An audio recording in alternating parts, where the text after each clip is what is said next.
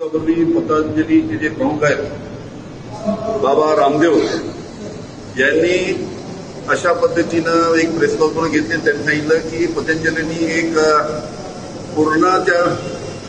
ज्याच्यामुळे दुरुस्त होईल अशा पद्धतीचं औषध तयार केलेलं आहे, त्याच्यासाठी त्यांनी एक प्रेस कॉन्फरन्स घेतली होती। पण नंतर माहिती मिळाल्यानंतर माहिती पडलं की त्यांनी ज्या पद्धतीनं प्रेस कॉन्फरन्स घेतली होती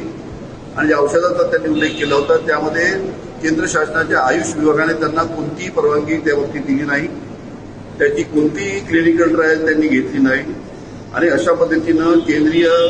आयुष विभागाची परवानगी नसताना किंवा इंडियन काउन्सिल ऑफ मेडिकल सायन्सची परवानगी नसताना सुद्धा त्यांनी ज्या पद्धतीनं त्याची जाहिरात चालू केली होती त्याच्याबद्दल अनेक राज्यामध्ये तक्रारी नोंदवण्यात आलेल्या आहेत। आणि जर त्यांनी महाराष्ट्रामध्ये त्याची विक्री चालू केली किंवा त्याची जर जाहिरात केली की आमचं हे औषध याच्यामुळे कोरोना दुरुस्त होतो अशा पद्धतीने केलं तर त्यांच्यावर सुद्धा नियमानुसार गुन्हा दाखल करण्यात येईल।